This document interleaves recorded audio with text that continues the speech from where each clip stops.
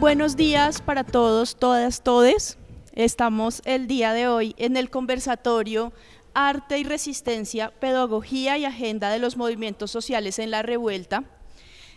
Tenemos un panel de lujo justamente en el marco de este conversatorio y por supuesto de todas las reflexiones que nos viene planteando esta conferencia de Claxo. Hemos realizado y les invitamos también a visitar una exposición que se encuentra en la Biblioteca Central que se llama Imágenes de la Resistencia, que plantea unas reflexiones en torno al arte, la memoria y la transformación social durante el estallido social de entre 2019 y 2021.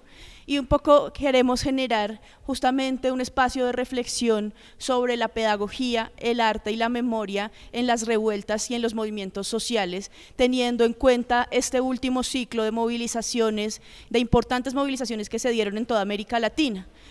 Tomamos para la exposición y un poco en el panel reflexionaremos sobre tanto lo que ocurrió en Colombia como reconociendo que hay un ciclo que se comparte con América Latina y que tiene ejercicios también donde en muchos países el performance, el arte, todas las intervenciones muralísticas han tenido como una gran presencia en las calles y en las movilizaciones sociales. Un poco con esa introducción a la temática, invitándolos a que puedan visitar la exposición que se encuentra en la Biblioteca Central. Quiero presentarles a nuestros panelistas del día de hoy. Tenemos a Paola Elena Acosta Sierra, vicerrectora de Gestión Universitaria de la Universidad Pedagógica Nacional, a Hernán Oubiña, politólogo y doctor en Ciencias Sociales por la Universidad de Buenos Aires, Argentina, y a Lucía González Duque, que es presidenta ejecutiva de la Fundación Nacional Batuta y es comisionada de la Comisión para el Esclarecimiento para la Verdad, la Convivencia y la No Repetición. Además, Lucía estuvo encargada de mucho del trabajo del legado, que nos plantea también una reflexión ya sobre arte, memoria y transformación social y esclarecimiento, construcción de verdad. También les cuento que pues una gran parte tanto de la exposición como de este conversatorio viene impulsado por el Centro de Museos, Observatorios y Gestión Cultural de la Vicerrectoría de Gestión Universitaria de la Universidad Pedagógica Nacional, que es un proyecto justamente naciente que está proponiéndonos, planteándonos estos debates justamente de la relación entre arte, memoria, transformación social y precisamente también pues el sello de la Universidad Pedagógica, que es justamente las reflexiones en torno a la pedagogía. En esa medida, entonces, la propuesta que les tenemos para hoy es intervenciones de más o menos 15, máximo 20 minutos de cada uno, y luego que podamos tener, aprovechando también esta conferencia de Claxo, unos espacios de preguntas, de comentarios. Sabemos que vienen también desde el público, desde otros países, y nos interesa mucho poder conversar, dialogar, reconociendo pues lo que viene ocurriendo también en una perspectiva latinoamericana. Entonces, para iniciar le daría la palabra a Paola, justamente para que nos plantee un poco como un primer escenario justamente de estas relaciones. Muchísimas gracias, Fernanda. Muy buenos días a este maravilloso panel también que nos acompaña el día de hoy con Lucía y con Hernán. Es un gran placer y honor estar sentada con ustedes el día de hoy acá, también con Fernanda, por supuesto, que también tiene unas investigaciones muy importantes sobre el estallido. Precisamente también acaban de hacer unas publicaciones del Centro de Memoria, Paz y Reconciliación, de la cual Fernanda fue investigadora principal. Entonces, muy honrada de estar en este panel también con la compañía de todos ustedes, y por supuesto un agradecimiento especial a todas las personas que nos acompañan el día de hoy, que se toman el tiempo para reflexionar sobre el arte, sobre la implicación del arte en medio de la revuelta, y sobre las causas también, y sobre las agendas que dejó el estallido, y por supuesto a todas las personas que nos acompañan desde la transmisión que está haciendo la Universidad Pedagógica Nacional. Bien, un poco de contextualización rápidamente.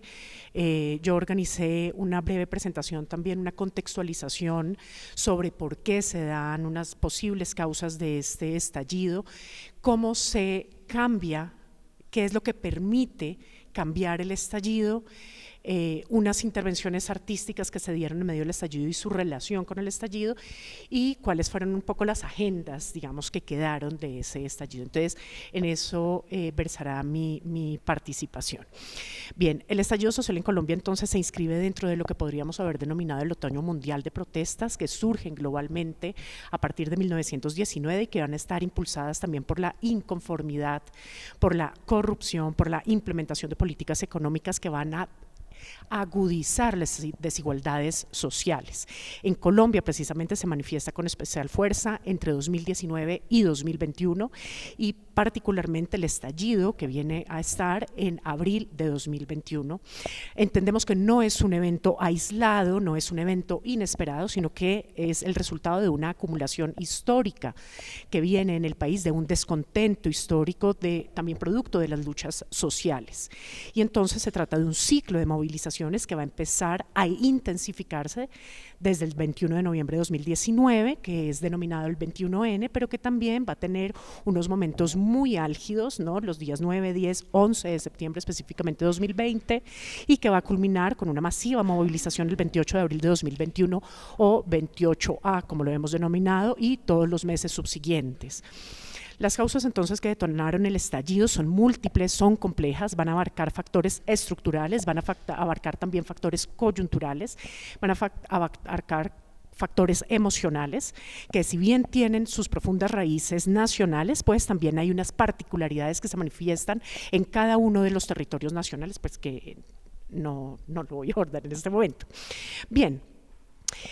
Lo que he tratado de pensar un poco es que para mí el estallido es una revuelta también, ¿no? Y una revuelta que desgarra el orden hegemónico, es decir, una revuelta social que se da en Colombia 19, 20, 21 como un acontecimiento que va a irrumpir o que va a desgarrar el orden establecido, las nociones establecidas dentro de un marco hegemónico de soberano, digamos, y ese desgarro no es una simple interrupción, sino es una conmoción violenta de todo lo establecido, es decir, se establece como un desgarro definitivo. En ese sentido, el carácter de la revuelta es múltiple y es plural, es descentralizado, genera encuentros inesperados y nuevas formas de agremiación, pero también nuevas formas de organización. ¿Qué es lo que desgarra la revuelta o qué es lo que estamos desgarrando? Primero, las nociones estabilizadas, es decir, se rompen con ideas convencionales sobre lo que significa la ciudadanía, sobre lo que significa la democracia, sobre lo que significa el progreso y la identidad. También se desgarran los vínculos sociales convencionales, es decir, la revuelta suspende las relaciones sociales habituales y el supuesto etos colectivo que mantiene una unidad en la sociedad. Y en cambio lo que provoca la revuelta son encuentros insospechados y son agremiaciones fugaces que emergen con un etos efímero propio de la revuelta. ¿Qué desgarra? La aparente seguridad de la normalidad. La revuelta expone la intemperie a la cual nosotros estamos sometidos, es decir, la ruina de la anestesia soberana y la auténtica incertidumbre que la normalidad oculta. ¿Qué desgarra también? Desgarra el como si. Derrida sugiere que el acontecimiento es aquello que desmiente la lógica del como si. En ese sentido, planteamos que la revuelta es el desbordamiento de cualquier como si, del pacto sobre el fundamento que se establece el pacto social. La revuelta entonces no se limita a una única demanda, una lucha antineoliberal únicamente, sino que es una variedad de denuncias que evidencian el desajuste y el agotamiento del marco hegemónico. Y esto significa que los sistemas sociales, económicos, políticos y tecnológicos no están funcionando adecuadamente, es decir, están por fuera del acople, se presenta un desajuste. Este desarreglo también se manifiesta en la dinámica, es decir, es destituyente y a la vez es constituyente de la revuelta. Por un lado, arruina toda autoridad y posible recomposición inmediata, destituyente, pero al mismo tiempo, genera nuevas formas de organización y nuevas formas de relacionamiento, buscando construir un nuevo contrato social constituyente.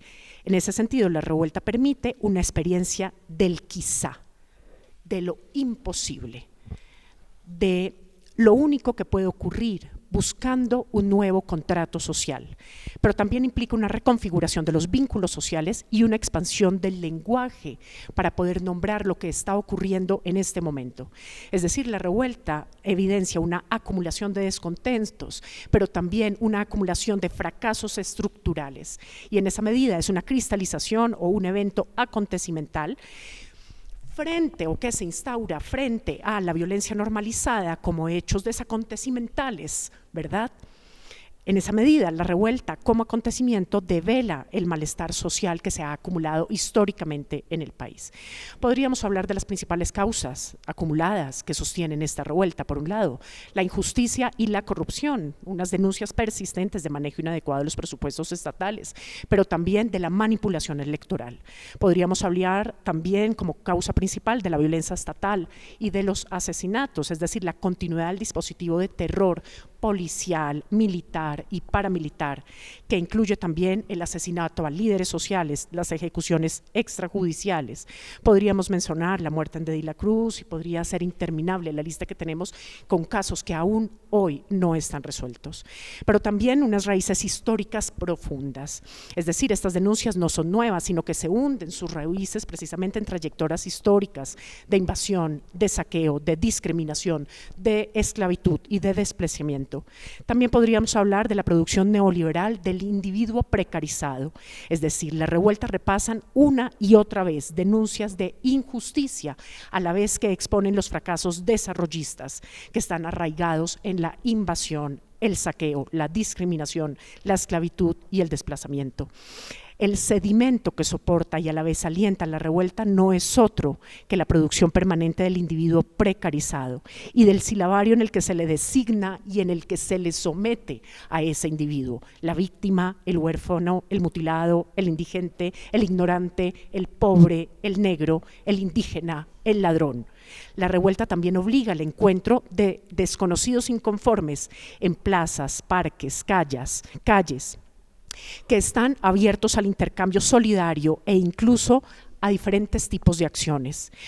Por su parte, la represión, que fue absolutamente desmedida, y la necesidad de la contención de la revuelta y la intervención, logró promover nuevas categorías para homogeneizar, pero también para identificar las personas que estaban manifestándose. Y entonces los estudiantes, los inmigrantes, los vándalos, la primera línea, iban a instalar toda clase de eufemismos como descriptores de sus acciones: la alteración del orden público, el disturbio, el incidente, el cacerolazo. El lenguaje codificado de la revuelta y su semiótica se despliegan entonces en otro modo de producción de sentido, tanto para la protesta, para producir la protesta, como para cohesionar la propuesta. La protesta. Dentro de estas causas voy a hacer un pequeño paréntesis para plantear que también hay una dinámica colaborativa al interior de la protesta, por supuesto, y es que se le otorga un carácter que es múltiple, que es plural, pero que va a entretejer diferentes acontecimientos que se van a dar por consonancia y por resonancia y por repetición. Es decir, la revuelta también va a producir diferentes sistemas de sostenimiento de la misma revuelta: una olla comunitaria que va a encontrar uno en cualquier calle, una misión médica que se va a improvisar en una caseta comunal de los barrios, una biblioteca que se va a fundar sobre los remanentes de las estaciones de policía que quedaron incendiadas. Y bueno, estos breves pero son confusos eventos también reconfiguran las relaciones entre los individuos y van a expandir el lenguaje para la enunciación de lo que está ocurriendo en ese momento. Así, los nuevos relacionamientos de una u otra forma van a generan extrañeza. Esos nuevos relacionamientos de estas personas pues son encuentros que son inéditos, pero que a su vez son estimulantes de una ficción alterna, de algo que no está en el presente inmediato, diferentes a la producción industrial o a la relación laboral o a la relación académica que se teje, pues se va de cualquier subordinación a una jerarquía inmediata.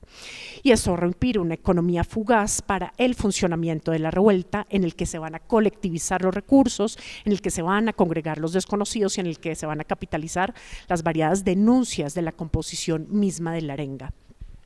Pero bueno, esto también haría parte de otro pan en el que podríamos mencionarlo como futuros inéditos de la revuelta o algo así. Para seguir entonces con las causas, podríamos también mencionar la desigualdad social y económica, que es muy agudizada frente a las políticas económicas que, por ejemplo, se implementaron durante 2020 y que van a agudizar las desigualdades sociales con la pandemia del COVID-2019, el incremento de la pobreza, el incremento del desempleo, también el impacto de esta misma pandemia en el acceso a los derechos básicos, pero también la crisis institucional que se vivía, ¿no? La falta de implementación de los acuerdos de paz, la desfinanciación de la universidad pública, las propuestas de reforma que impactarían negativamente a toda la clase trabajadora y a los jóvenes, como la reforma tributaria también que se estaba pensando en 2021, ¿no? Todo esto va a contribuir y va a alimentar a la revuelta, pero también va a exigir una reforma estructural a la Policía Nacional tras los abusos policiales masivos que se dieron en esta crisis institucional. Otra de las causas podríamos plantear la violencia estatal y las tecnologías de la crueldad, es decir, la brutal represión estatal, el uso excesivo de las fuerzas, la violación a los derechos humanos como características específicas del estallido social. Toda la violencia policial y militar, incluyendo las armas no convencionales, los allanamientos, la estigmatización, la judicialización, toques de queda, militarización, amenazas, convivencia con civiles armados, ejecuciones extrajudiciales, son descritos como una tosca y saturada represión de la violencia social. El tiempo y la temporalidad. La revuelta también induce una nueva relación con las temporalidades, es decir, un evento que suspende el tiempo cronológico lineal, que se vive como un inagotable temporal. En esa medida, los lugares de memoria y las prácticas artísticas vinculan el pasado, el presente y el futuro, actualizando las cicatrices históricas que animan a la revuelta.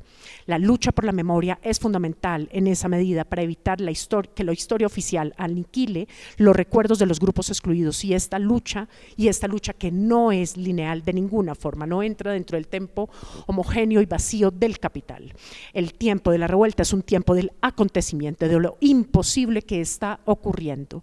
La lucha por la memoria y la contramemoria y los lugares de memoria frente a la historia oficial, que regula y desecha los recuerdos de ciertos grupos, los colectivos sociales que van a construir lugares de memoria como manifestaciones también de contramemoria, ¿no? Estos lugares que van a ser erigidos por diversas comunidades.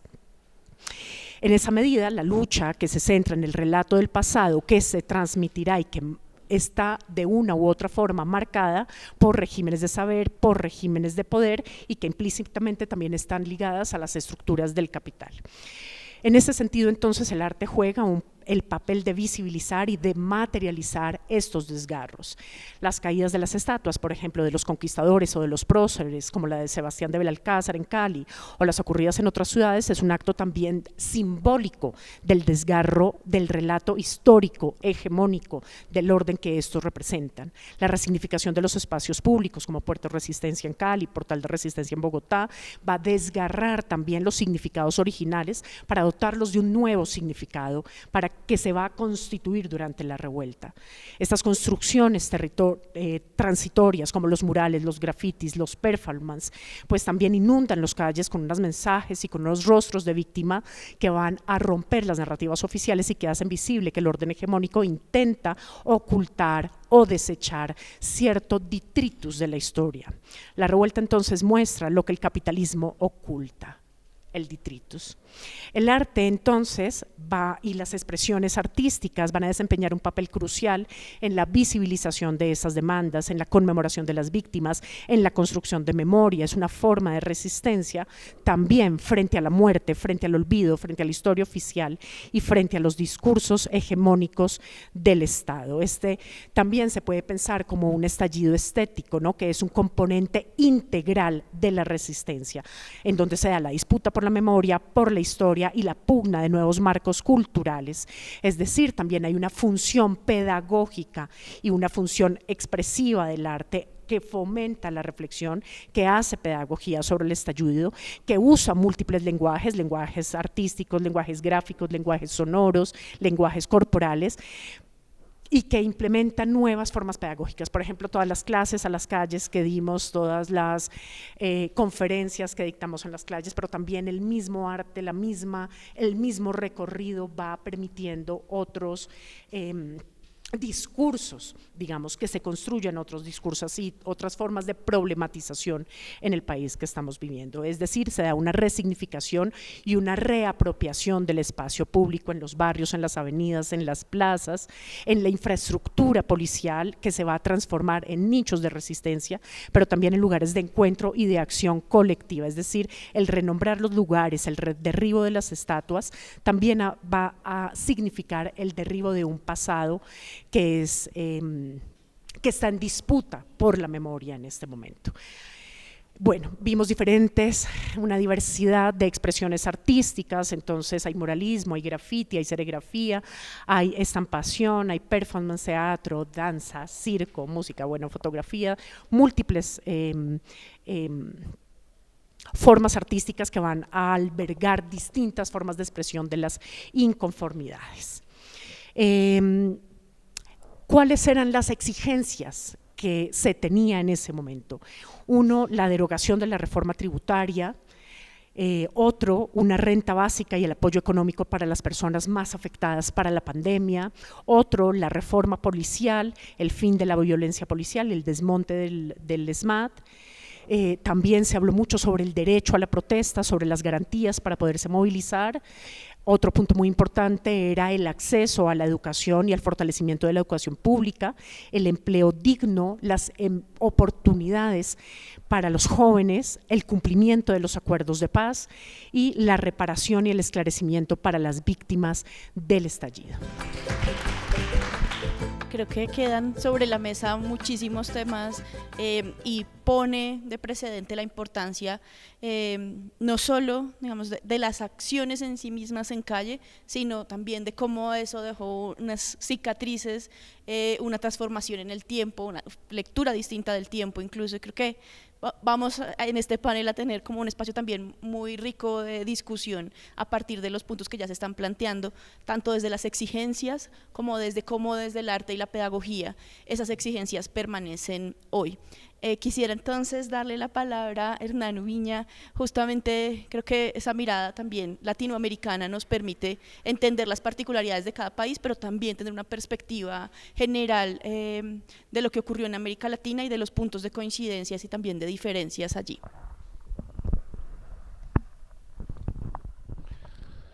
Buen día a todos, a todas, a todes.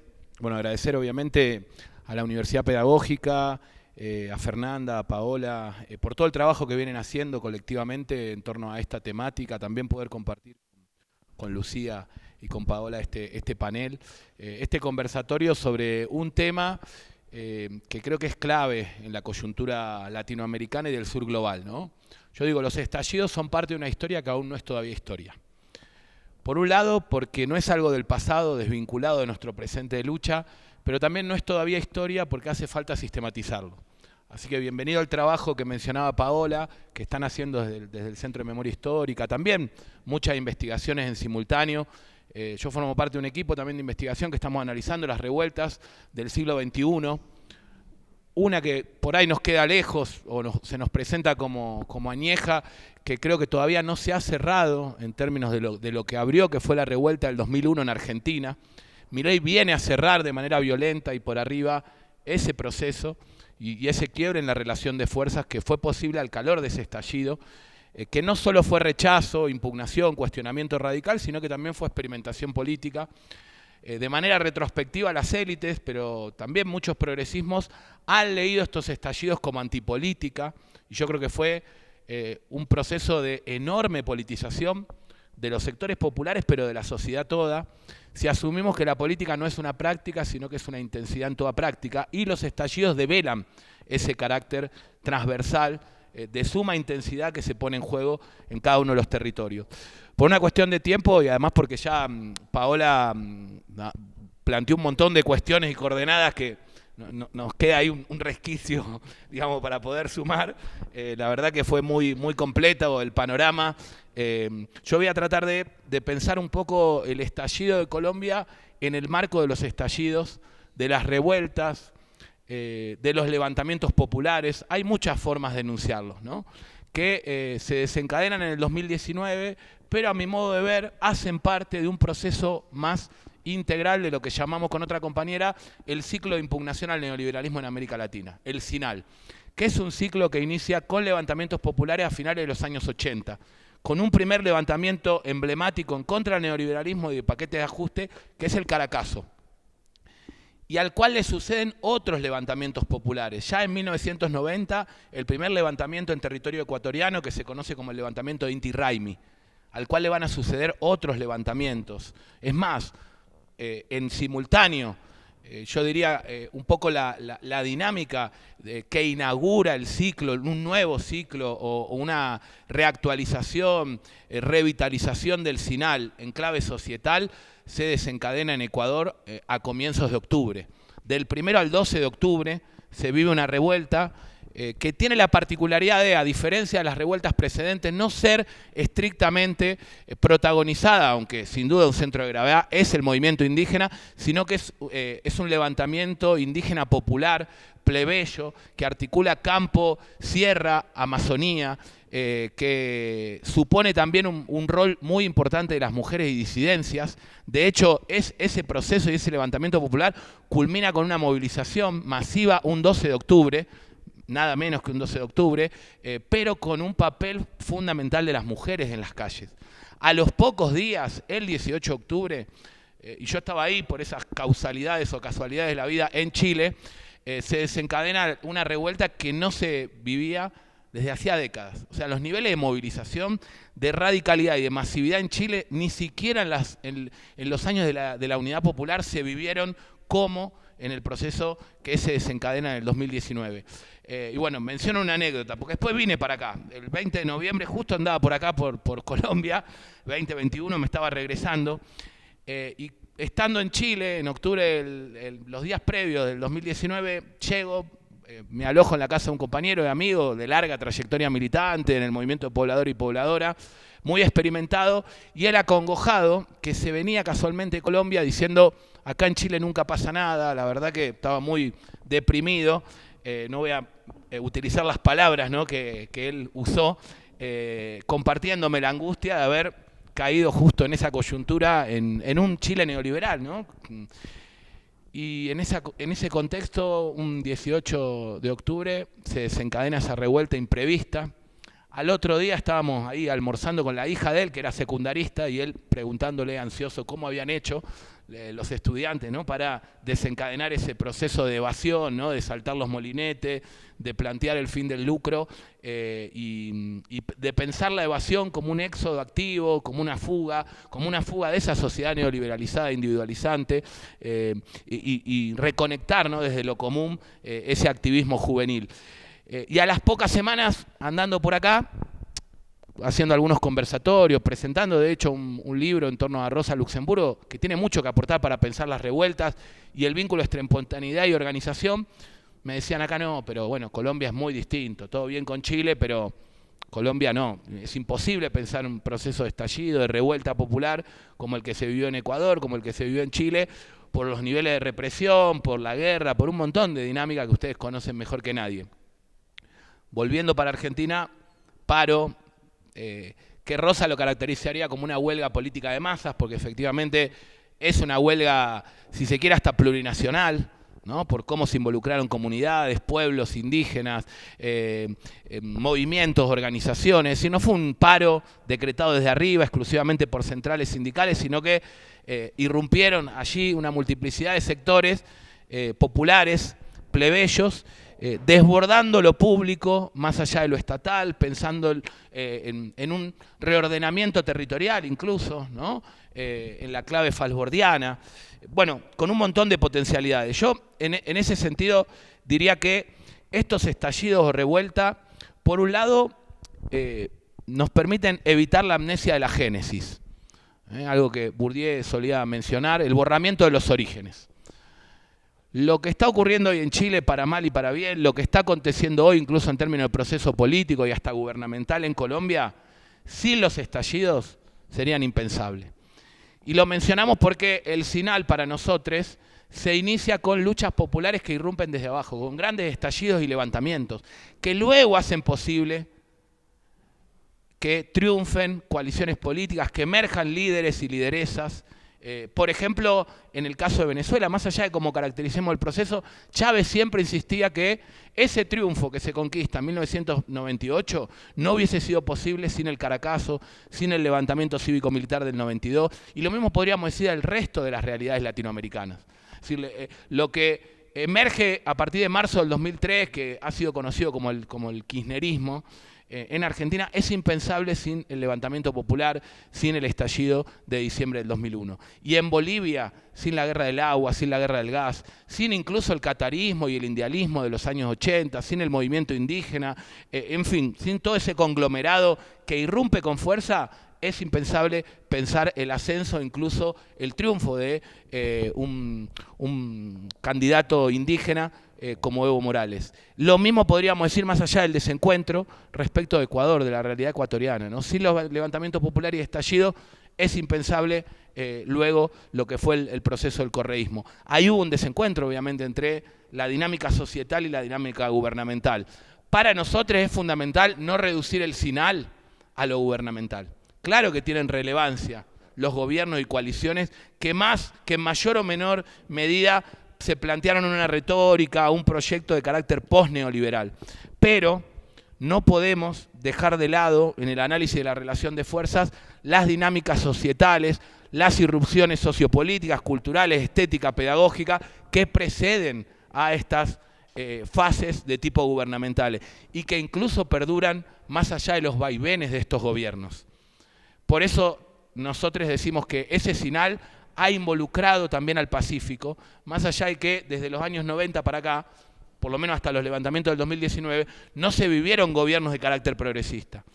Si tenemos una mirada obtusa, exclusivamente estadolátrica, como la llamaba Gramsci, ¿no? Poniendo el foco en lo gubernamental, en la pequeña política, en el Parlamento, insisto, no le resto relevancia a esas instancias, pero lo estamos viendo con los vetos insistentes, no solo aquí, sino también en Argentina, a ciertos proyectos o iniciativas que intentan ampliar derechos o por lo menos, digamos, evitar un empeoramiento de las condiciones generales de vida, nos queda fuera toda una trama sociopolítica, cultural, que es fundamental como factor explicativo, ¿no?, de las transformaciones que se vienen produciendo en Latinoamérica. Entonces, nos gusta pensar estas revueltas, en el caso incluso de Colombia, como un proceso simultáneo de contagio y de irradiación, de convite, de repertorios de acción, de estéticas, de contranarrativas, del ejercicio de una pedagogía de la memoria histórica, no solo de una memoria de corta duración, sino también de mediana y larga duración.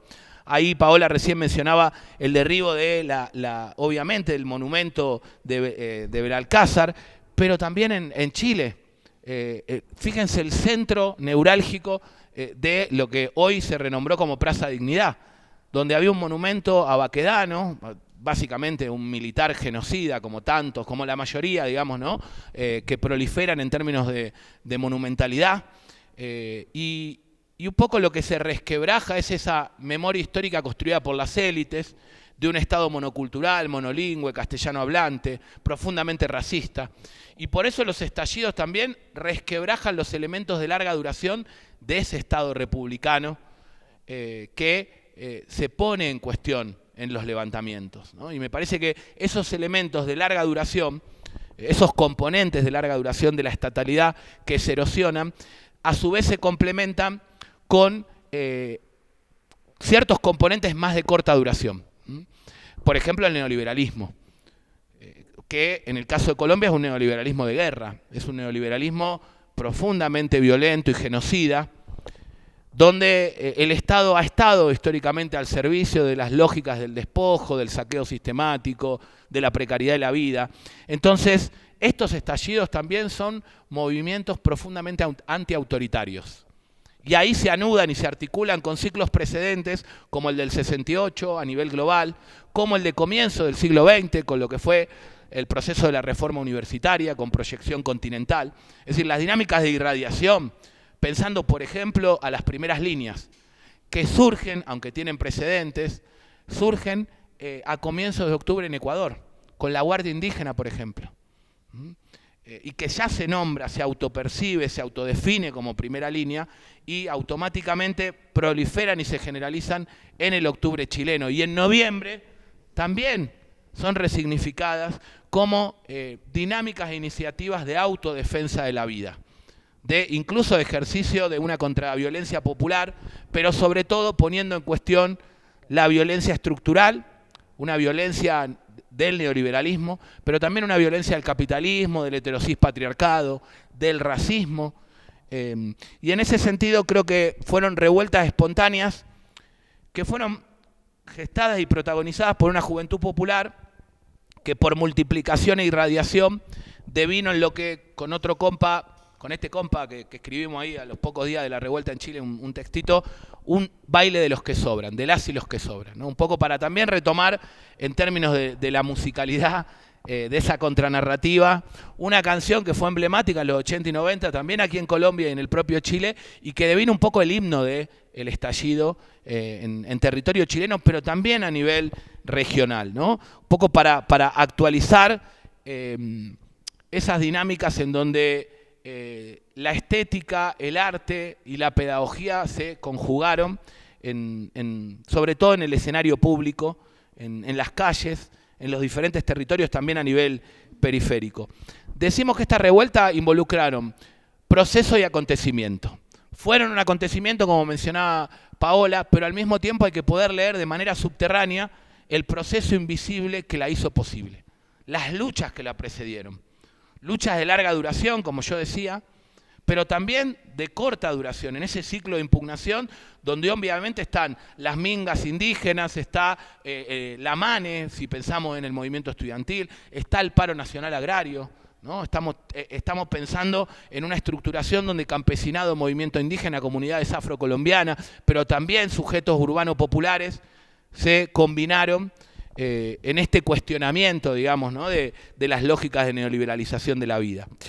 Bueno, interesa también rescatar el carácter diverso del sujeto político popular que dinamizó en sus orígenes a estas revueltas, porque de alguna manera implican una lógica de transversalización, de reivindicaciones, supone al mismo tiempo, decíamos, huelgas, políticas de masas, primeras líneas que son osadas y cuidadosas de apoyo mutuo, que están anudadas con la reproducción de la vida. Hay que pensar el papel fundamental en términos de salud que cumplieron las primeras líneas, de autocuidado colectivo, de acuerpamiento, incluso de autodefensa para el repliegue. Es decir, son primeras líneas que no solo generan un despliegue de cuerpos en la calle, sino que también suponen un repliegue organizado de aquellos y aquellas que se ven afectadas por la represión y por la violencia estatal e incluso parapolicial, ¿no? Entonces, al mismo tiempo, es una lucha callejera tremendamente formativa, ¿no? Hay una pedagogía de las primeras líneas, se aprende, se socializan saberes, se los comunican, se los hermanan.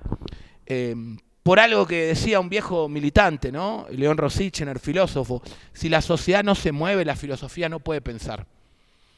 Y los momentos de crisis son, como dice René Zabaleta, escuelas de conocimiento. La crisis no solo es un concepto y una categoría. La crisis implica justamente la apertura de una endija por donde ver de manera más profunda, de manera más radical la propia realidad. Es una coyuntura donde se desencubre, se reanuda, se reactiva. Supone también una estética de la experimentación, con repertorios de acción novedosos, pero también recuperando y reinventando los tradicionales y los clásicos. Supone, como decimos en Argentina, poner el cuerpo. Supone un acuerpamiento colectivo en espacios asamblearios, en ollas comunes, en territorialidades difusas, en recuperación de espacios, de ámbitos de sociabilidad, en convertir lugares de muerte vinculados al ESMAD o a la represión y a la tortura en espacios de vida, en espacios formativos, en bibliotecas populares, en ámbitos de convite, de conocimiento, de producción colectiva de saberes. Entonces, desde ese lugar también este último ciclo o subciclo de las revueltas del 2019 al 2021 implicaron un relevo múltiple. Un relevo que es generacional, porque fueron juventudes las que dinamizaron estos procesos, no solo las y los secundaristas en Chile, que además venían dándose dinámicas de aprendizaje y de relevo sucesivo. Si pensamos el primer levantamiento de lo que se conoció como el mochilazo en el 2001, 2006 el pingüinazo, 2011 el levantamiento universitario del fin al lucro, 2017 y 2018 el levantamiento de mujeres jóvenes universitarias, pero también secundaristas, en contra de las lógicas misóginas, patriarcales, la división sexual del trabajo y las desigualdades estructurales en los ámbitos educativos, y finalmente 2019, nuevamente con secundaristas evadir no pagar como otra forma de luchar en contra de la neoliberalización de la vida y también del incremento del transporte público, con una vocación generosa, porque las y los secundaristas estaban exceptuados de ese aumento del transporte y sin embargo fueron quienes dinamizaron esa evasión porque perjudicaba al resto de los sectores populares. Por eso nos gusta también leer en clave gramsciana estos levantamientos como un momento catártico. Para Gramsci, la catarsis implica un pasaje de lo sectorial o económico corporativo a lo ético político, de lo particular a lo universal. Es el momento en donde se disputa hegemonía y no solo se reivindican pequeñas cuestiones específicas de un sector, ¿no?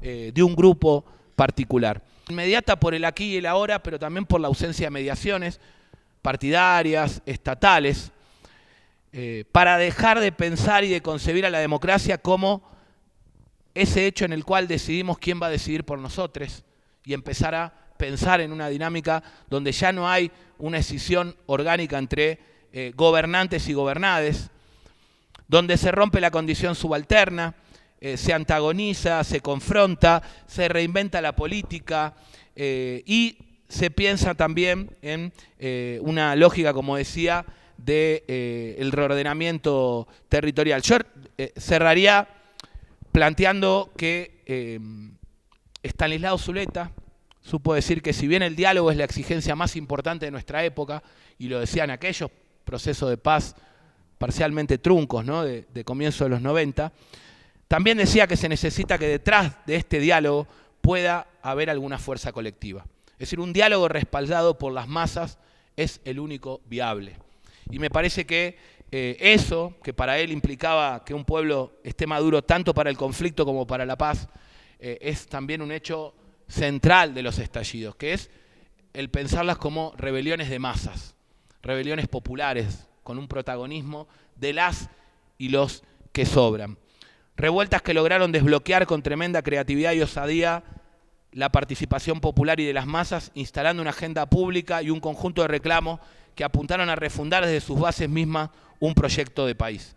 Así que diría que retomar un poco ese tizón que aún se mantiene encendido, ¿no? Ese tizón de la rebeldía, de la subversión, como la llamaría también Falsborda, pensar el derecho a la protesta como el derecho a tener derechos y por lo tanto como algo a defender y reivindicar más que nunca, creo que es clave.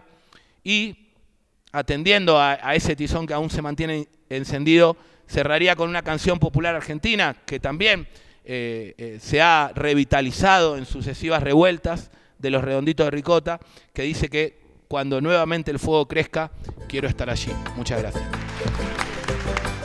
Bueno, creo que está sobre la mesa puesto todo el proceso de circulación, de articulación, de resignificación en América Latina, que nos plantea también esa discusión, por ejemplo, de los ciclos, de cómo se comunican los ciclos de las revueltas, de los estallidos en América Latina, que nos plantea los temas de las temporalidades, de ese presente pasado que está en esa cicatriz, ahí conectando un poco estas dos ponencias, pensando también en que necesitamos seguir reflexionando de cómo circulan estos repertorios de movilización, estas estéticas, cómo han circulado en América Latina, cómo se han transformado también. No es mera coincidencia que, por ejemplo, este último ciclo de movilizaciones tuviera una presencia tan fuerte de lo performático, de lo mural, de lo estético en toda América Latina, y podríamos ir incluso más lejos a pensar lo que estaba ocurriendo desde la primavera árabe o desde las protestas en Hong Kong. Entonces ahí hay una cosa interesante que creo que vale la pena seguir reflexionando de lo estético, cómo está circulando eso estético y eso pedagógico también de lo estético, porque sin lugar a dudas hay unas circulaciones, unas transformaciones que han sido no necesariamente en un espacio de formación formal, sino que están circulando en otras formas de pedagogías y en el quehacer también, en una práctica que nos ha permitido esas circulaciones. Nosotros haciendo algunas entrevistas también, por ejemplo en el Catatumbo, muchas de las personas que participaron de la movilización, que se conoce menos, digamos, toda la intervención también de lo campesino y de lo rural en este último estallido, decían, es que nosotros aprendimos de los paros agrarios, esto es un ciclo, para ellos eso es un ciclo que no puede estar desligado de los aprendizajes de 2019 y desde 2011 y desde 2013 con todos los procesos de paros agrarios. Entonces creo que ahí también está toda esa pregunta de visibilizar otros participantes, además de los jóvenes que sin lugar a dudas están con un gran protagonismo. Por ejemplo, también lo campesino tuvo allí un protagonismo interesante, que sería interesante también mirarlo en los otros estallidos, ¿no? ¿Quiénes son esos sujetos? Incluso en los temas de las demandas, el tema por ejemplo del impacto del hambre marcado por la pandemia, sin lugar a dudas está en toda América Latina. El tema por ejemplo del transporte público, en Bogotá fue muy fuerte la movilización en torno al Transmilenio, al portal Resistencia, a la demanda por acceso al transporte público, por ejemplo, y eso está conectado también con lo que venía ocurriendo en Chile o en México también. Hace mucho tiempo vienen ocurriendo movilizaciones en torno al acceso al metro, entonces creo que ahí hay como cosas interesantes también de las exigencias que pueden conectarse, o una pregunta en torno también a lo que viene ocurriendo en nuestras sociedades en América Latina, que lleva a que las exigencias también estén conectadas en América Latina. Quisiera ahora sí darle la palabra a Lucía. Creo que la experiencia de la comisión es muy interesante y creo que hay unos temas, particularmente de los hallazgos, por ejemplo el tema de la Comisión de la Verdad, que plantea justamente el tratamiento militar a la protesta como una cosa histórica. Buenos días a todos y todas y gracias por esta invitación.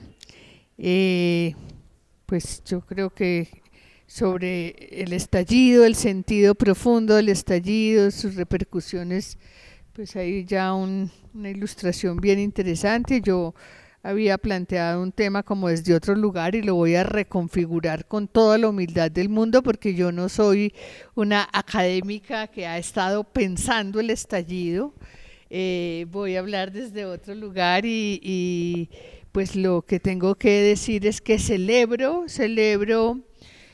hacía días no escuchaba reflexiones sobre los estallidos, sobre las manifestaciones públicas, y me alegra mucho encontrar estas reflexiones profundas e iluminadoras de lo que es esa emergencia social. Como comisionada y como bien lo decía Fernanda, pues por supuesto que tenemos en el horizonte del conflicto claridad absoluta sobre lo que ha significado la criminalización de la protesta social en Colombia, que incluso por más esfuerzos que esté haciendo el presidente, todavía no se logra configurar una racionalidad que permita entender realmente lo que significa la libertad de expresarse colectivamente y sacar de adentro el dolor y la inequidad y las injusticias y la importancia de que eso suceda en una sociedad. Una sociedad que no pueda expresarse es una sociedad que no solamente pues se frustra profundamente, sino que convierte eso en odio, como nos pasa en Colombia. Entonces yo tengo que decir que yo celebré y celebramos, pues la mayoría, no todos, pero celebramos en la Comisión de la Verdad esa emergencia social, porque entendimos la legitimidad de ese llamado, pero también celebramos que no fuera un estallido sectorial, sino que fuera una convocatoria amplia social que no estaba liderada por los intereses de un sector, sino por las emergencias y las urgencias de un conjunto de la sociedad, y yo creo que eso tiene un valor muy distinto a lo que, por ejemplo, hoy vemos como las manifestaciones sociales agenciadas desde el Estado y agenciadas también un poco de manera obligatoria por los estamentos sindicales y otros. Creo que la legitimidad de este estallido es inédita, si se quiere, o por lo menos en los últimos tiempos es lo más legítimo, lo más sentido, lo más profundamente social que hemos vivido en los tiempos contemporáneos. También quiero destacar, por supuesto, el lugar del arte, el lugar de lo simbólico en este estallido. Yo creo que todavía tenemos ahí un espacio enorme de trabajo, esa dificultad histórica que hemos tenido como nación de entender el arte como un lugar de conocimiento y de entender lo simbólico como el lugar supremo del lenguaje social. Pues aquí tiene un campo de acción impresionante, y es poder leer más allá de las palabras y más allá de las reducciones del lenguaje, lo que se hace universal y lo que tiene sentido para muchos en cada una de esas expresiones que emergieron en el estallido social.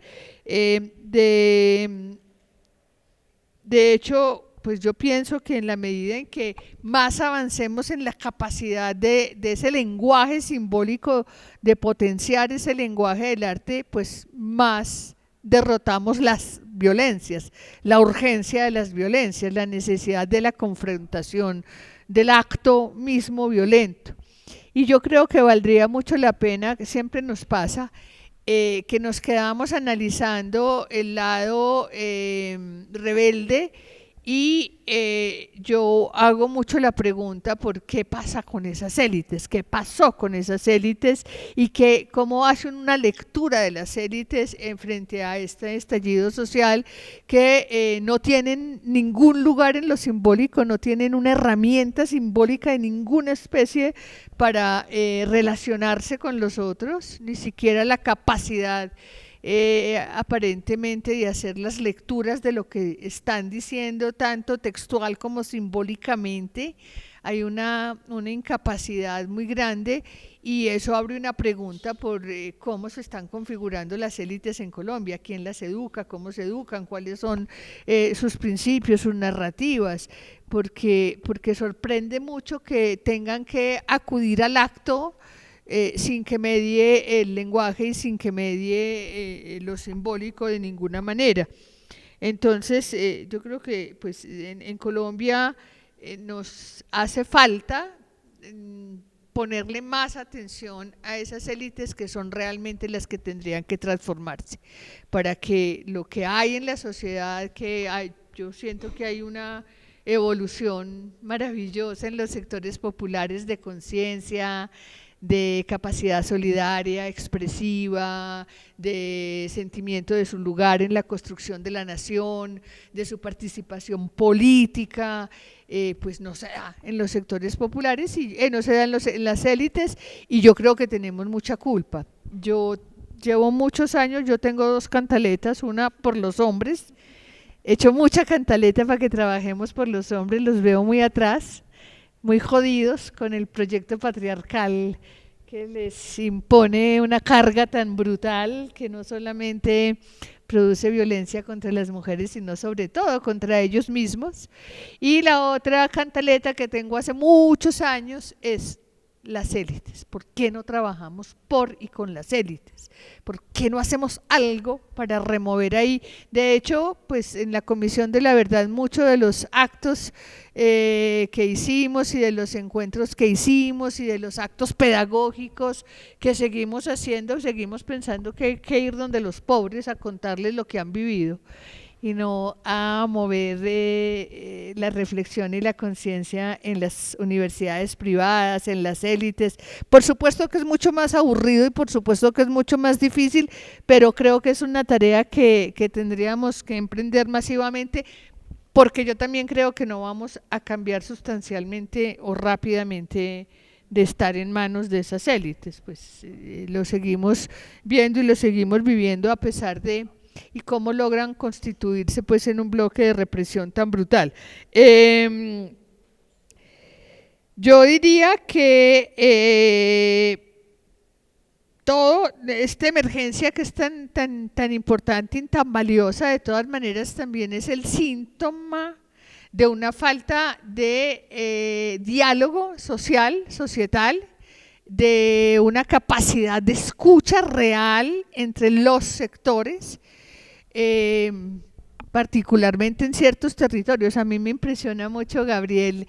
Yo vengo de Medellín y no se me nota, ¿cierto?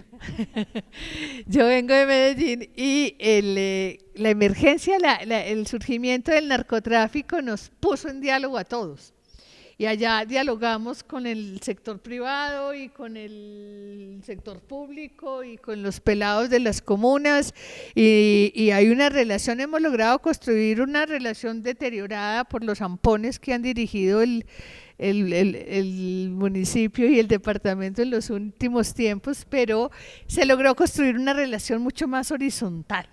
Y yo creo que eso nos hace mucha falta como país, porque no es suficiente gritar y levantar la voz, que muchas veces queda como en eso, ¿cierto? Es decir, sí, hay una cosa que es necesaria, pero qué tan bueno que pudiera haber un diálogo, una deliberación, una comprensión sobre todo, una comprensión de qué es lo que significa estar en los márgenes, qué es lo que significa, por ejemplo, abandono del Estado.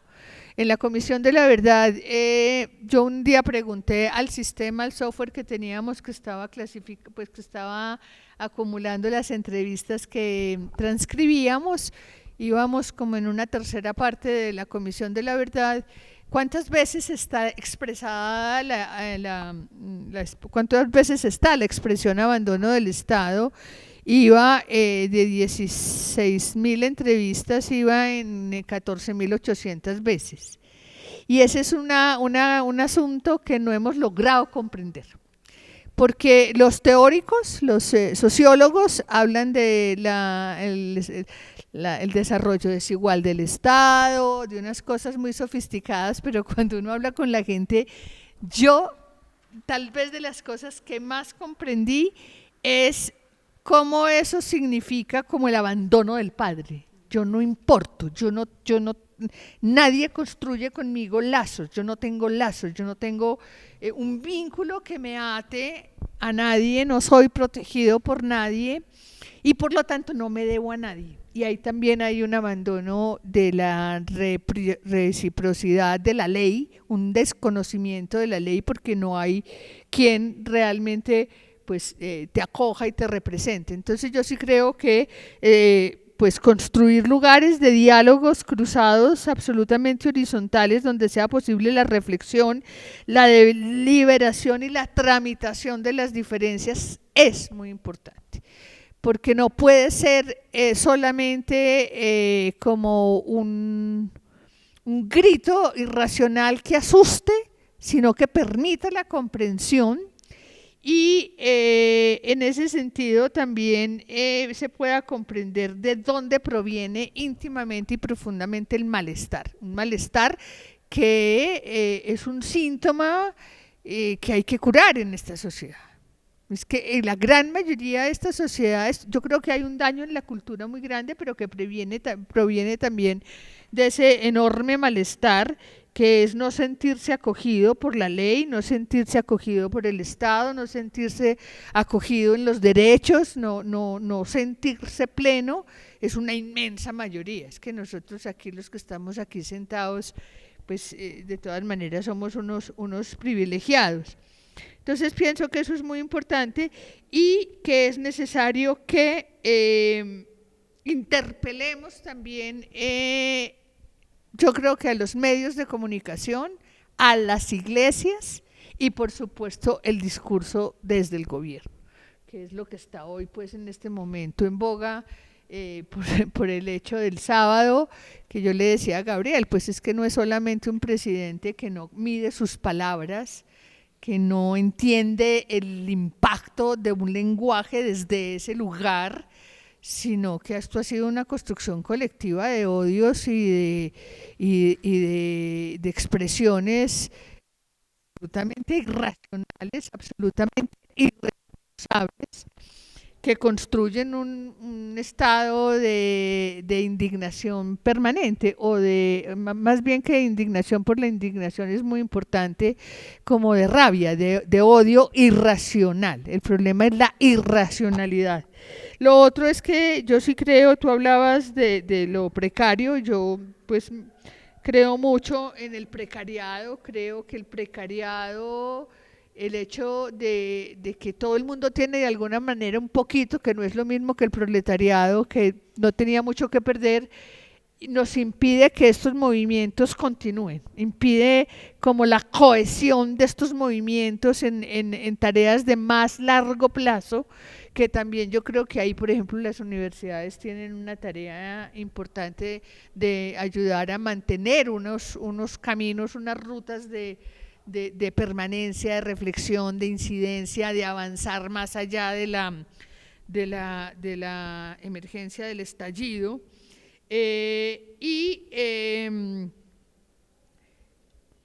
Yo diría dos cosas. Uno, la urgencia de construir una ética civil, una ética donde todos nos reconozcamos, donde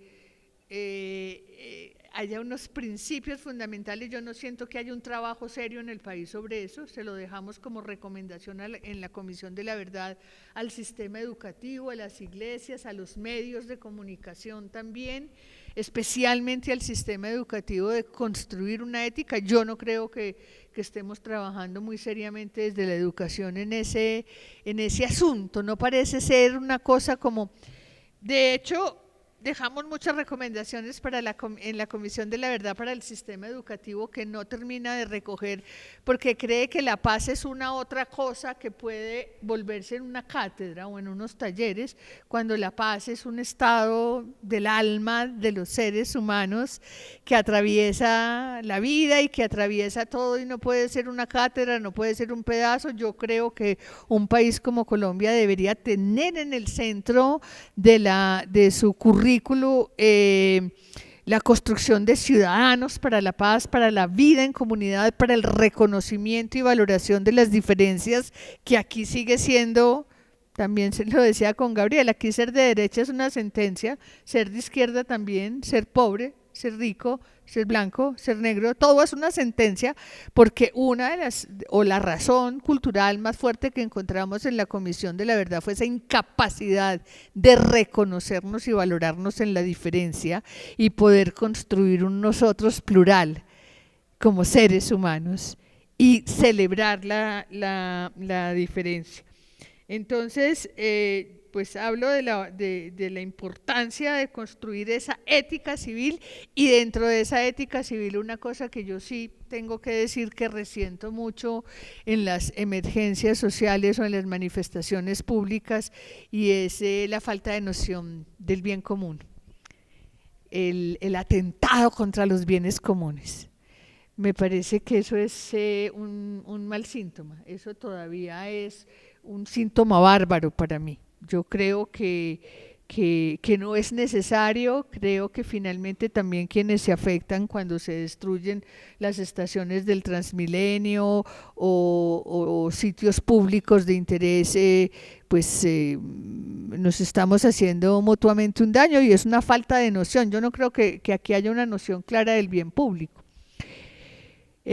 Construir esa noción del bien público y construir también, y también desde la escuela y desde la universidad, hacer mucho más ejercicios de deliberación, aprender a deliberar, a poder ponernos en oposición sin odiarnos. Es una tarea, además del conocimiento, absolutamente necesaria.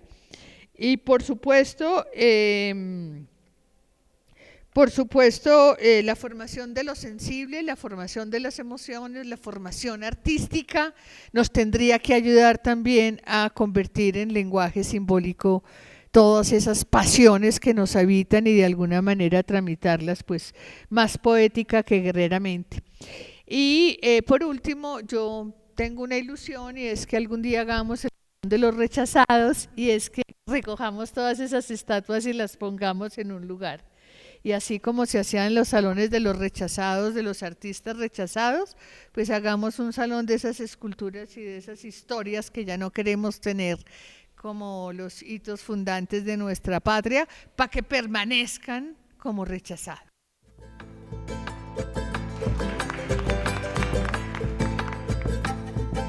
Bueno, creo que se han puesto sobre la mesa tres grandes ponencias, creo que están allí también varios puntos en común, también escenarios de discusión y creo que eso da también una gran riqueza. La idea es que podamos también tener un momento de intervenciones, entonces, no sé, podemos recoger 3, 4 comentarios o preguntas que haya. Creo que aquí está también el tema de las disputas, por ejemplo, por lo simbólico, el tema que en el estallido surgió muchísimo de la bandera, por ejemplo, en esa disputa con las élites, el de los monumentos, justamente esos monumentos intervenidos, rayados, la creación de nuevos monumentos que representaran eso, esa idea de la comunidad o de lo nacional. Creo que ahí también pone en evidencia temas muy interesantes con respecto a esa disputa por lo simbólico, pero también a la posibilidad de diálogo y negociación en el marco de las protestas sociales. Medellín fue un ejemplo muy interesante y creo que ahí lo estabas planteando. Confama realizó, por ejemplo, unos espacios de diálogos entre primeras líneas y empresarios y comerciantes y con ejercicios bien interesantes de diálogo, y creo que también hay un llamado un poco a cómo se puede negociar y dialogar en el marco de las movilizaciones sociales. Medellín pues es uno, paradójicamente, a pesar de los altos niveles de violencia, es una de las ciudades donde aparentemente hay una denuncia de un asesinato, pero digamos que está en discusión si fue o no en el marco de las protestas, pero en realidad, a diferencia de Cali, que tuvo una fuertísima represión con 60 personas asesinadas, Medellín ahí hubo algo interesante en torno justamente a los procesos de negociación y diálogo, que sería también una cosa interesante para reflexionar en torno a las movilizaciones y a los niveles de represión que alcanzan. Entre otras tantas cosas, creo que hay sobre la mesa también varios temas para seguir debatiendo. No sé, ¿quién se anima a un comentario, pregunta? Bueno, ahí ya veo 3 manos, podemos hacer esas 4 manos ahí, con esas 4 y cerramos.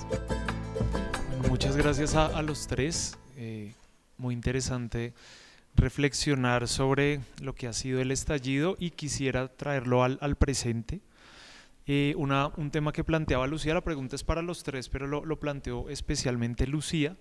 Es una pregunta compleja, me parece a mí, pero quiero ver cómo lo ven, y es también esa relación con las élites. Digamos que antes de este gobierno, la relación habitual de cualquier estallido, revuelta, protesta, pues muy fácilmente era la represión pura y dura, directa, ¿no? Eso está mal, eso no se debe hacer, etcétera. En si bien no es que se haya superado eso totalmente, pero vemos un tono que incluso es que se atiza desde el Poder Ejecutivo nacional, que haya marchas, muchas veces con un interés particular de formular unas agendas específicas de transformación social. Y tenemos como ese cambio en el contexto de Colombia. Sé que en otros países de Latinoamérica ha sido diferente, pero entonces la pregunta es, desde este estallido y esa relación que se ha dado, que está cambiando de alguna manera, por lo menos en este gobierno, con las élites, pues cómo se puede, o cuál debe ser el rol del Estado, frente a estas agendas que tienen en el estallido, controlarlas, asumirlas. He hablado pues también con otros colegas que dicen, mira lo que ha pasado en el tiempo cuando llega un gobierno de izquierda de cualquier país latinoamericano y lo que dice es yo soy el que abandero eso, y lo vuelve burocracia, y de pronto a veces se termina incluso marchitando, ¿cierto? O estando muy distante de las promesas de lo que tenía el estallido. Entonces ahí también conecto con lo que planteaba el profe Ubiña, y es en otros países de Latinoamérica eso cómo ha sido, cómo es esa relación entre lo que pasa en el estallido cuando llegan las agendas de las élites, y sobre todo en este caso de Colombia, que pasamos de la represión pura y dura a movilizar, pero no sé si se esté movilizando lo que planteaba el estallido o se estén movilizando cosas concretas que quiere el gobierno que pasen con sus reformas, y eso es algo diferente, ¿cierto? Y qué tanto hay entre cercanía o distancia frente a esas agendas. Entonces es como el planteamiento y la pregunta entre los estallidos y lo que hacen las élites con eso, se acerca o no se acerca, se instrumentaliza o no se instrumentaliza, es solo un tema electoral, solo queda en el discurso o realmente transforma la sociedad, etcétera, etcétera. Es un poco como eso, y en Colombia pues esto último es más reciente, nuestro primer gobierno de izquierda, pero en Latinoamérica sí tenemos experiencias más antiguas que nos permiten ver en perspectiva distintas formas de transitar esa relación. Hola, muchísimas gracias por las ponentes y presentaciones. Mi nombre es María Eduarda, soy poeta e investigadora de Brasil y pues caminante del mundo. Quisiera hacer dos preguntas, una es para todos y otra es para Lucía. Y voy a empezar acerca de la comisión, porque pues esta conversación me hizo pues reflexionar acerca de Brasil, de Argentina, donde viví, y estuve incluso en muchos paros y protestas con Ni Una Menos. Y pues creo que nosotros todos tenemos muchas cosas en común, y pues todos nosotros tenemos este senso de colectividad, esta pues alegría que también se transpone al arte, y el arte como forma de expresión. Pero solo acá en Colombia la Comisión de la Verdad tuvo el arte en el centro, y esto fue genial, el arte en el centro.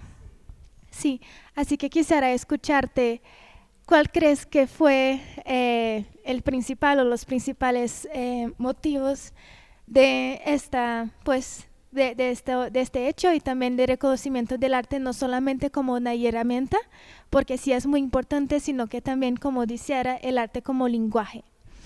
Y también la segunda pregunta es para todos acerca de los peligros del arte, porque sí, el arte es rebeldía, el arte es resistencia, el arte puede ser sanación, el arte es expresión.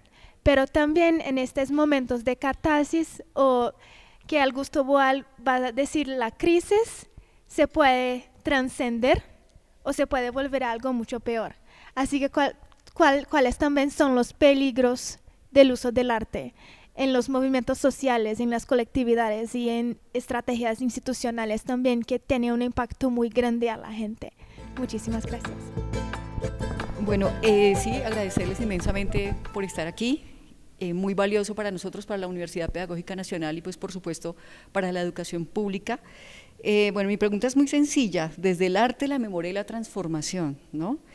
Las expresiones artísticas y los símbolos creados en la efervescencia de los movimientos populares son huella del descontento social, o para ustedes, para cada uno de ustedes, hay algo más, y qué es eso que ustedes perciben que ha habido en estas huellas que han dejado los diferentes movimientos sociales en América Latina. Dado que estamos en Colombia y estamos hablando del estallido social colombiano, me parece muy importante que hablemos sobre la construcción de paz. ¿Qué relación tiene, y esta pregunta es para todos, qué relación tiene el estallido social y las nuevas formas de relacionamiento que se dieron en la coyuntura de la protesta social con la construcción de paz en el país, si consideran que tiene alguna? Y si tiene alguna relación también con el proceso regional que se ha dado de estallidos sociales. Me gustaría que tú también, Fernanda, me contestaras, porque he visto la construcción que has hecho con el Centro de Memoria y me gustaría saber también la visión institucional que se tiene del tema. Que menciona Gramsci, pues que conocemos del trabajo que usted ha desempeñado. Me gustaría, a propósito del arte, si usted tiene alguna consideración de pronto de lo que Gramsci vea como en ese potencial transformador. Sí, seguramente habrán otras aproximaciones, digamos que también sobre la mesa está la pregunta sobre los medios. A veces se considera Gramsci un autor un poco anacrónico, pero sabemos que buenos de sus trabajos nos permiten pensarnos la realidad que enfrentamos. Entonces a mí me gustaría saber, aprovechando que está acá en el panel, qué de pronto usted cree o interpreta que Gramsci pensaba de los medios, de los de su época, y si él alcanzó a prever alguna estrategia o alguna consideración que es necesaria para nosotros hoy en día. Muchas gracias. Cuando uno empieza también a reflexionar sobre lo que ha reflexionado y lo pone en conjunto con lo que otros reflexionan, van quedando como más preguntas o más lugares por los cuales uno dice, esto no lo había mirado, esto puede ser de otra forma. Eso es muy interesante también con las preguntas que se establecen en los diálogos. Bien, nosotros tenemos una preocupación también en la Pedagógica Nacional que hemos venido trabajando desde hace mucho tiempo. un grupo de profesores académicos y los grupos de investigación también de la universidad, el grupo al cual pertenezco, un grupo, por ejemplo, con la profesora Piedad, con la profesora Piedad Ortega, Yeritza Merchán, Helbert Choachí, que en ese momento es el rector de la universidad y demás. Hace varios años nos hemos venido preguntando también por el tema de la paz y qué significa la construcción de paz, pero qué significa la paz en sí misma. Por diferencia, no por diferencia de la guerra, sino la paz en sí misma. Y nosotros pensamos también que la paz implica un proceso de justicia social profundo. Una paz que reconozca las desigualdades estructurales en las cuales vive la sociedad. Una paz que reconozca las violencias políticas, económicas, sociales y demás que se encuentran en la sociedad. Y allí entonces vamos a hacer una serie de disertaciones, de ensayos, de trabajos sobre qué significa paz. ¿Sí? Más allá de que sea una imposición, implica una serie de transformaciones que se deben hacer en el país. Y desde ese texto también hemos reflexionado sobre el arte, o lo que implican el arte, o la relación que existe en el arte en medio de la guerra, porque es que también nosotros no podríamos hablar que en este momento no existe guerra en nuestro país y que el arte también que se produce en Colombia es un arte que está mediado por la guerra. ¿Y cuáles son los límites de este arte y hasta dónde este arte? Entonces, claro, como tú lo estabas diciendo, como lo hemos señalado, como también lo hemos hablado y expuesto en otras partes, sí, el arte tiene un carácter de enunciación, tiene un carácter de denuncia, el arte tiene un carácter que implica el trabajo en conjunto con otros, la asociación con otros, el pensarse desde otro lugar con otro que no está dentro de la lógica mediada por una lógica capitalista neoliberal, digamos, implica eso también. Pero también hay que no romantizar tampoco el arte, ¿cierto? Porque hemos visto la politización del arte y lo que ocurre cuando el arte se politiza, hemos visto la estetización de la política y los peligros de la estetización de la política también, ¿cierto? Y el arte entonces en esa medida estaría instrumentalizado por la política, ¿sí? Y entonces, ¿cómo nos salimos de ahí para pensar, para que el arte nos permita pensar que la política no es la homologación del poder? ¿Sí? Que el poder y la política no son homologables, es otra cosa. El arte lo que propone es otra cosa, otra forma de estar en el mundo, otras relaciones, otra forma de comprensión, de entendimiento, que pasa desde la relación hasta lo histórico, bueno, y demás.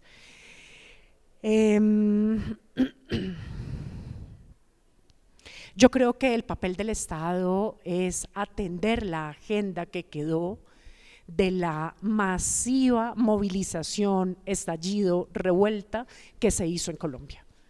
Hay unas demandas muy puntuales, hay unas agendas muy construidas. De hecho, el día de mañana Fernanda va a estar en un panel sobre qué ha sucedido con esas agendas a hoy, qué pasó con esa agenda que se propuso y que era una petición, como bien lo estaba diciendo Lucía, muy interesante en la intervención que hizo. Es una agenda de la sociedad y no de un sector en específico, ¿no? Del conjunto. ¿Qué pasó con esas agendas? Yo creo que es un deber atender las agendas que se establecieron en el plano. Y uno que no podemos dejar pasar como sociedad éticamente, profundamente, es la instalación de una comisión de la verdad con todo lo que ocurrió en Cali. Eso es un deber moral, un deber ético, es un deber político. Debemos saber qué sucedió en Cali, establecer esta comisión de la verdad. Yo lo dejaría por ahí. Yo voy a hablar primero porque yo creo que tú me vas a ayudar con una cosa. Me gusta mucho, Gabriel, que hayas hecho esa pregunta sobre la convocatoria desde el Estado a las movilizaciones, o desde el gobierno mejor, porque yo me siento muy incómoda. Yo históricamente he sido marxista-leninista, digo, me gusta moverme con la gente, ser parte, acompañar, muchas veces he sentido pues la necesidad, pero yo aquí me siento obedeciendo a un mandato que no es legítimo, que es instrumental, que tiene mucho que ver con lo que el mismo gobierno no ha sido capaz de hacer, y entonces sale uno a la calle a reclamarle al que te está convocando. No entiendo. Entonces me gustaría mucho saber qué pasa con pues qué ha pasado con la izquierda y con la calle, con la convocatoria de la calle, porque yo también pues tengo que decirlo, y es primera vez que lo digo públicamente, pues me siento de verdad no solamente incómoda saliendo a marchar, sino con las deudas de lo que estaba prometido. Entonces como que dice uno, sí, será que me sumo a esta marcha. Lo segundo es, no solamente pusimos el arte, María, en la Comisión de la Verdad, sino que es la primera comisión que se pregunta por los asuntos de la cultura. ¿Qué es lo de la cultura que ha hecho que en Colombia el conflicto armado se haya instalado como se instaló y se haya expresado como se expresó y se siga reproduciendo como se sigue reproduciendo? Un poco, ¿por qué no en Ecuador y por qué no en Venezuela, que son territorios con realidades también complejas y difíciles? ¿Y cuáles fueron realmente o cuáles han sido los daños a la cultura en razón del conflicto armado? Ambas tienen una pregunta opuesta, y es ¿cuáles son las razones de la cultura que permitieron hacerle oposición a la guerra o resistir a la guerra? Y la otra es también qué aprendizajes tuvimos en la cultura a raíz y en razón de la guerra, que esa es una pregunta pues un poco brutal, que es concederle una cierta utilidad a la guerra, pero hay cosas que hemos aprendido en razón de la guerra. Y la tercera línea es el lugar del arte en esta construcción de la verdad. Entonces entendimos el arte como un lugar de conocimiento. Repito, como decía al principio, creo que le hemos puesto muy poquita atención al arte como ese lugar del conocimiento de lo que nos están diciendo hace muchos años, no solamente los artistas, sino las comunidades. Es como una cosa ahí. De hecho, cuando propusimos el tema, yo propuse el tema en la mesa de los comisionados, sí, vamos a hacer unas cosas culturales y artísticas. No, ¿cierto? Todavía hay ahí una cosa que no logramos comprender, y también como entendiendo que el arte ha logrado nombrar cosas que no se pueden nombrar sino desde ahí, y que lo ha hecho de manera maravillosa, el arte de los artistas, las comunidades, todo eso.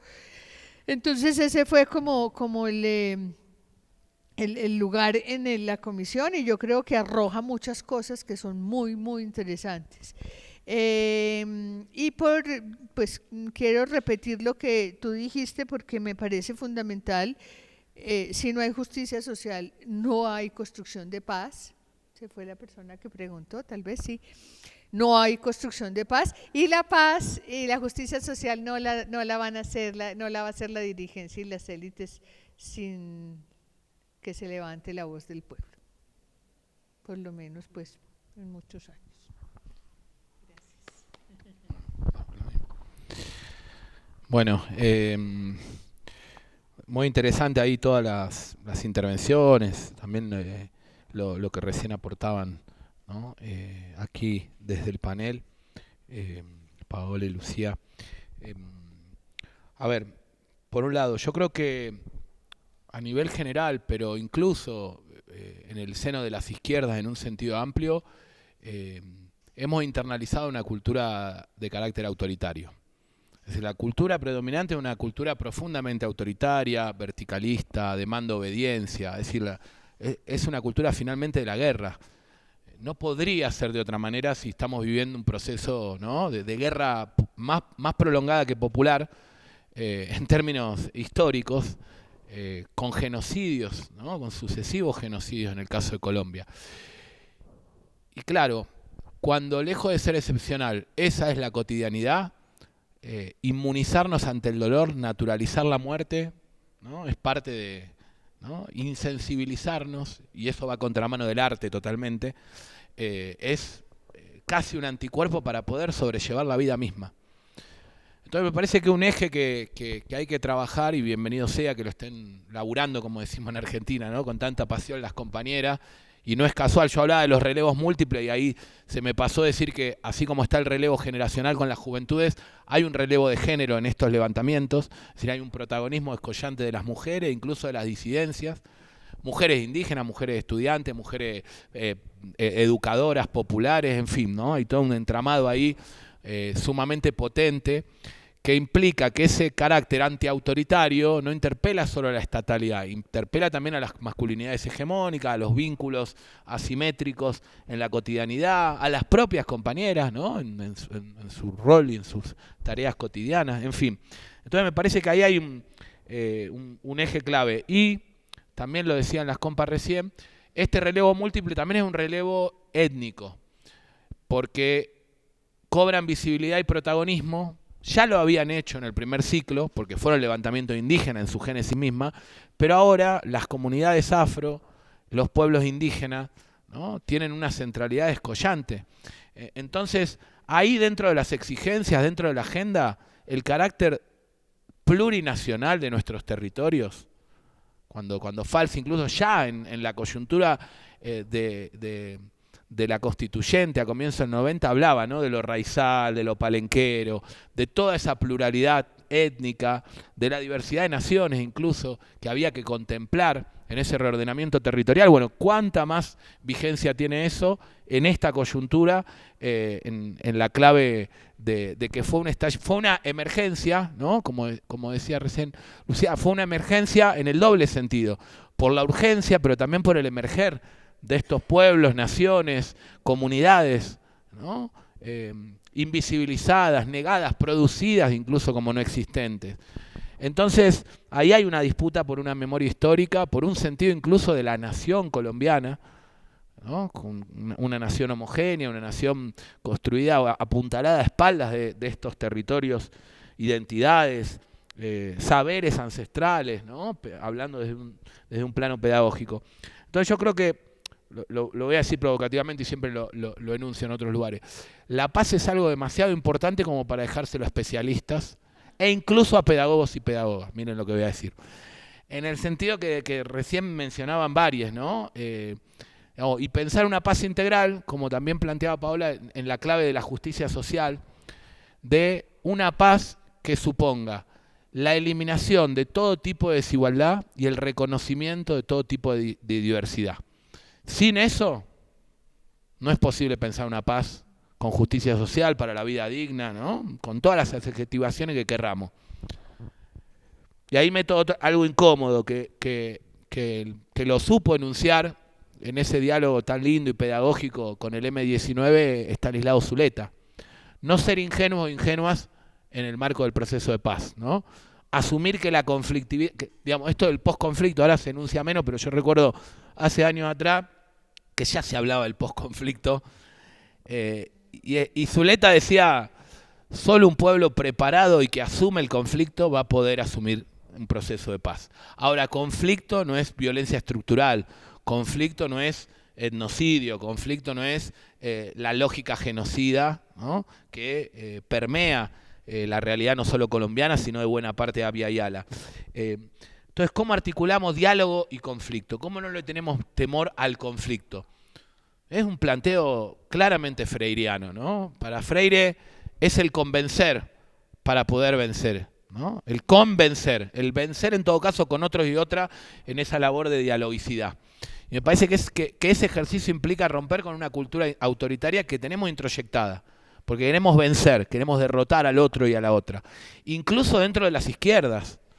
O sea, las izquierdas son lo más neoliberal que hay, no todas, vamos a tratar de pensar que hay excepciones, pero las izquierdas compiten entre sí. Y no hay nada más neoliberal que la competencia. Esto fue un elemento que planteó el neoliberalismo en su crítica al liberalismo. Dijo, el liberalismo creyó que el mercado es que el eje estructurador del mercado es el intercambio. Pues no, el eje que estructura el mercado es la competencia. Y mientras sigamos compitiendo y no pensando en una política colaborativa, cooperativa, que nos conmueva desde el arte, que nos conmueva, que nos movilice con otros y otras por esta causa común, bueno, creo que la paz va a ser algo muy lejano todavía, ¿no? Hablando de lo de Gramsci, bueno, para no extenderme, Gramsci planteaba que un proyecto revolucionario y emancipatorio implicaba crear una nueva cultura. Pero esa creación no surgía de la nada, sino que había que identificarla en los núcleos de buen sentido, como él los llamaba, que existían en la cultura popular. Y yo creo que los estallidos en esa perspectiva catártica que mencionaba permitieron que afloren esos núcleos de buen sentido de la cultura popular.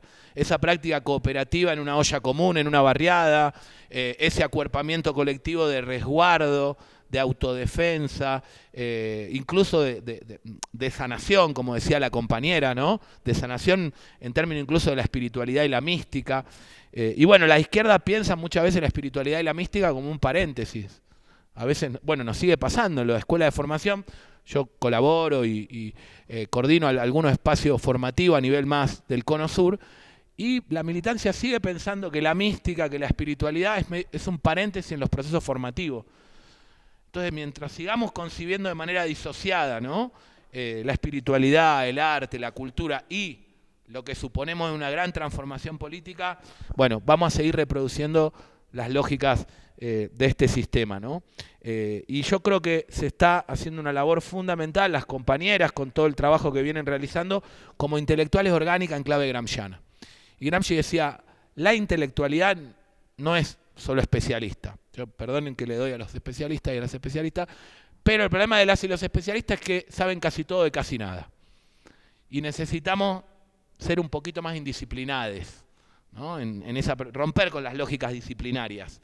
El arte y la cultura nos permiten eso, me parece, ¿no? Romper con las lógicas de las disciplinas, conectar con la sensibilidad, con los afectos, con la emotividad, con el conocimiento, con los saberes, pero también con algo que para Gramsci era fundamental, la orientación, la organización, cómo aportamos a la organización popular, ¿no? A pensar en proyectar esas luchas en una clave más transversal, universal, pluriversal, multiversal. Y ahí cierro con algo que en Chile estuvo muy presente, que se dialoga mucho, que es el peligro del violentismo, de caer en una lógica simétrica a el del Estado, el del régimen político, el de las élites. ¿Cómo evitamos convertirnos en aquello contra lo que luchamos? Entonces no puede haber simetría. Miren, hay un compañero que está preso hace más de 20 años hablando de los presos políticos, que es Abdullah Öcalan, líder kurdo. Acaba de anunciar la dejación de armas y la disolución del PKK, planteando un proceso de paz nada menos que frente a un Estado genocida como pocos, como el Estado turco. No solo genocida contra el pueblo kurdo, sino uno de los primeros genocidios del siglo XX, el pueblo armenio, ¿no? Gramsci tiene un texto muy lindo sobre el genocidio del pueblo armenio, preguntándose ¿por qué lo sentimos como tan lejano? ¿No? Bueno, sentir más próximo, no en términos geográficos, lo que continúa ocurriendo en los territorios rurales de Colombia, en la selva, pero también en otras latitudes, como por ejemplo el Kurdistán, es clave. Y Abdullah Öcalan piensa justamente en una propuesta que él llama confederalismo democrático, desde la perspectiva del diálogo, donde efectivamente la escucha mutua, el arte, la cultura, tiene un rol fundamental, ¿no? Y sobre todo la posibilidad de construir consensos comunes. Así que, bueno, lo menciono porque acaba de salir el tercer tomo de un manifiesto por una modernidad democrática que Öcalan escribió entre rejas, y a mí me gusta pensar a Öcalan como el Gramsci del siglo XXI. Hace casi 25 años que está encarcelado en una isla prisión, y él pensó el estudio y la investigación como un anticuerpo contra el embrutecimiento intelectual y político. Así que redoblemos la apuesta por el estudio, por la formación, por esta pedagogía para la paz que vienen construyendo y que tanto aportan desde la Universidad Pedagógica y de otros espacios, y bienvenido este diálogo tan necesario en esta coyuntura, no solo colombiana, sino yo diría del conjunto de nuestra América. Muchas gracias. Yo quería ahí un poco comentar muy brevemente todo este tema de construcción de paz en la perspectiva un poco del informe, particularmente en pues, las recomendaciones que quedan de ese informe del Centro Nacional de Memoria Histórica, en la perspectiva justamente del esclarecimiento y de la Comisión de la Verdad, que claramente en las entrevistas que realizamos es una demanda de los familiares hoy, que se construya la Comisión de Esclarecimiento, y mañana un poco tendremos en la mesa de mañana justo algunos familiares que vienen posicionando ese tema del esclarecimiento y de la Comisión de la Verdad, pero pues están allí otros temas en torno justamente a la construcción de paz. Yo creo que en Colombia particularmente el estallido se tiene que ver también en la relación con el acuerdo de paz y en relación también con esas movilizaciones que existieron previas como la del plebiscito. Ahí también había como una génesis de ese proceso que es tan importante para la construcción de paz. Pienso también, y ahí sí, mucho el énfasis en las prácticas de cuidado. Muchas de las movilizaciones, y eso creo que es también una parte de lo que podemos llamar como paz, estaban marcadas por prácticas de cuidado, incluso las mismas primeras líneas. Hablamos de mamás primeras líneas, hablamos de otro tipo también de defensa incluso de la movilización, como una forma de cuidado. Las ollas comunitarias, sin lugar a dudas, fueron centrales en este estallido y es pues básicamente la búsqueda de la soberanía alimentaria. Entonces ahí también en esas prácticas de cuidado, como las brigadas de salud que estaban en las calles cosiendo cabezas, literalmente salvando vidas, una práctica de cuidado también de una gran cantidad de voluntariados en el cuidado y en la politización del cuidado. Yo creo que hay un ejercicio que tenemos que seguir pensando para la construcción de paz. Por último, y me parece también no menor, en Colombia se discutió mucho si había o no presencia de actores armados, la relación, por ejemplo, con algunas insurgencias en algunos puntos de resistencia, que no podemos tampoco negar, o con el narcotráfico, pero también nosotros pudimos percibir cómo, por ejemplo, jóvenes que vienen de bandas delincuenciales se politizaron con el estallido y decían, bueno, es que aquí en este punto de resistencia no se roba, no, las hinchadas que usualmente se pelean entre ellos se encontraron en el estallido de manera muy importante. El barrismo participó en Colombia del estallido de manera fuerte, y que en otros escenarios entre ellos mismos no se ven, estaban participando en los puntos de resistencia en los que pues usualmente se hubieran podido dar cuchillo entre ellos, estaban trabajando juntos en el cuidado en esos procesos de movilización. Me parece que ahí hay una cosa que hay que seguir pensando de la politización del cuidado, de las prácticas de cuidado, de justamente esos escenarios de sanación, de prácticas como en torno a la alimentación, que hay ahí también unos grandes ejercicios de construcción de paz desde la base, diríamos. Entonces, bueno, ahí creo que quedan varios temas para pensar.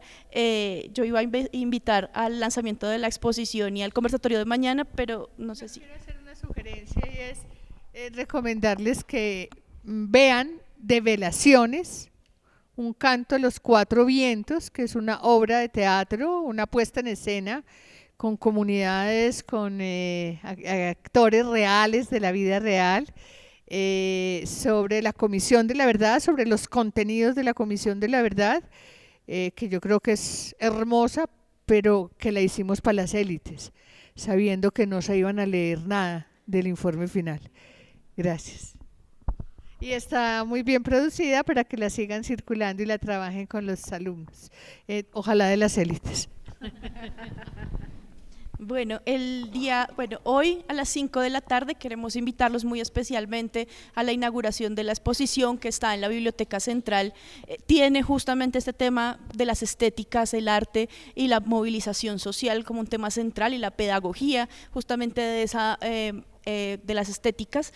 Yo creo que ahí hay pues una gran diversidad de piezas fotográficas, esculturas, ilustraciones que están prácticas sonoras, que están disputando justamente estas estéticas y planteándonos también cómo se mantiene la memoria del estallido, que es una cosa que también nos seguimos preguntando, ¿no? Un poco como esto que ocurrió en el estallido tan potente en términos de la organización y de los procesos comunitarios, no que se queda entre 2019 y 2021, sino que cómo se jala hoy al presente. Esa es una gran pregunta también de estas posibilidades desde el arte de mantener esos ejercicios de transformación. Entonces, hoy a las 5 de la tarde y además el día de mañana en la Biblioteca Central de la Universidad Nacional acá, y mañana a las 10 de la mañana tendremos el panel también muy en diálogo con Arte, Represión y Transformación, 4 años después del estallido. Justamente allí tendremos a Isabel Piper desde Chile, también para plantearnos todo ese escenario latinoamericano, y ella ha venido también reflexionando el tema de memorias desde Chile. Sergio Romero es estudiante de la Universidad Pedagógica de la Maestría, pero además una persona que ha venido trabajando todo el tema de la estética del arte, víctima de lesión ocular y hace parte del movimiento contra las agresiones oculares del SMAT Mocao, y nos van a acompañar también familiares del Tribunal de Siloé, que vienen también posicionando el tema de la Comisión de la Verdad. Entonces mañana a las 10 de la mañana en la Facultad de Derecho, Ciencias Políticas y Sociales, en la sala 119 a las 10 de la mañana. Los esperamos entonces en estos dos espacios para seguir con estas discusiones. Muchas gracias.